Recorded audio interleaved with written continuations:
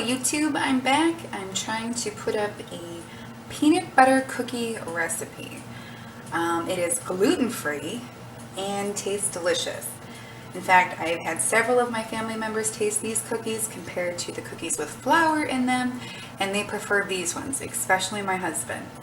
What you're going to need is 1 cup of sugar, 1 cup of peanut butter, 1 egg, and a little extra sugar and a fork to make those really cute crisscross patterns on the top of peanut butter cookies that everyone has loved. Okay, so you just dump your 1 cup of peanut butter into the bowl.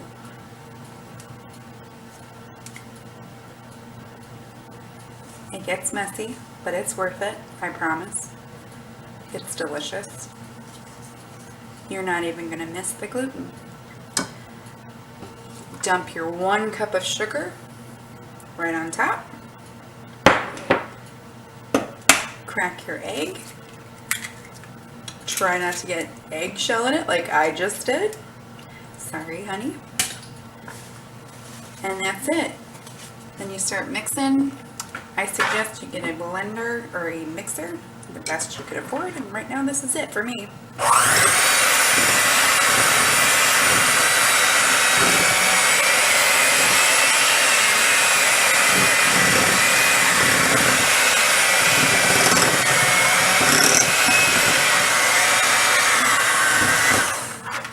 I usually step once, just kind of beat the bowl down. I've never filmed cooking before, or baking, I guess. I bake all the time. In fact, I think it's kind of my mini passion. I'm always trying to get better at it and make everyone's favorite in my family. And I don't know, I want that to be the best they've ever had. That's my goal. I'm going to mix it one more time.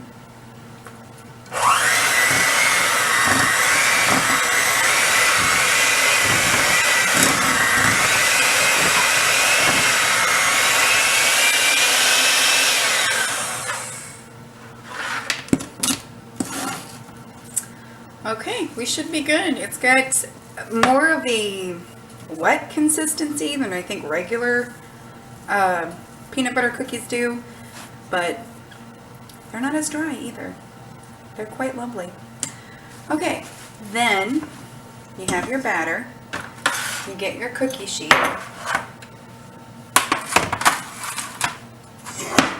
And we just start forming little balls.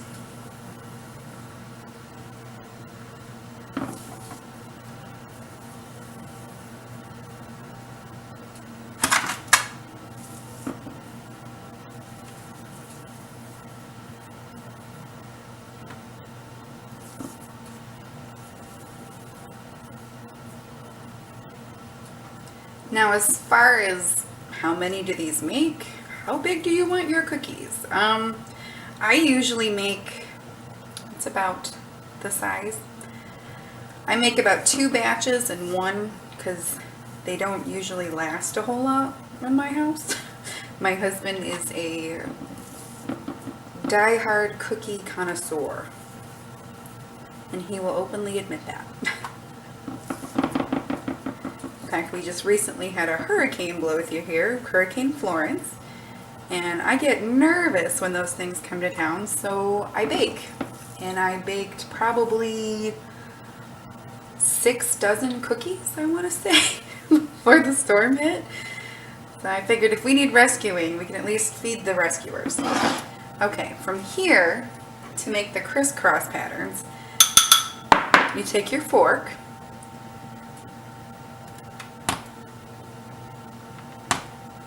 and just like that.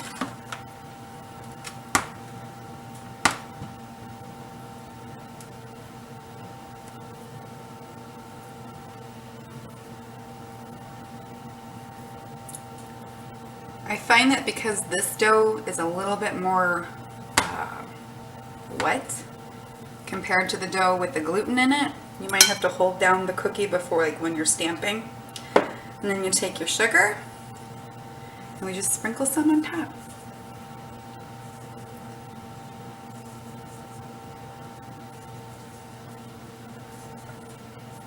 That's to your liking. Whatever makes you happy. Okay, these will go into a preheated 350-degree oven for exactly 8 minutes. I will see you when we get back. Okay, my timer is about to go off any second. We have been in there for 8 minutes exactly. And when I pull them out, they're not going to look done. Okay, 8 minutes.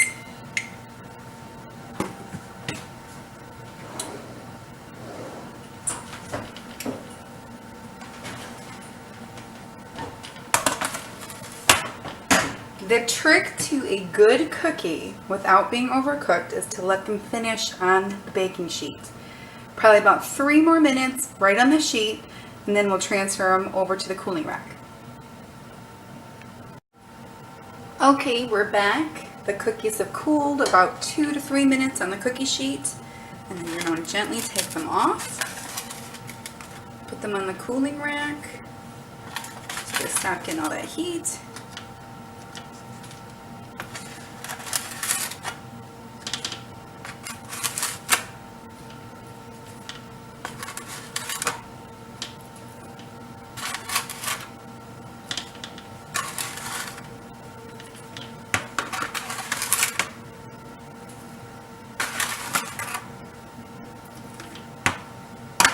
Alright, like I said, they're a little bit more wet than regular floured cookies, peanut butter cookies, but I think that adds to their flavor.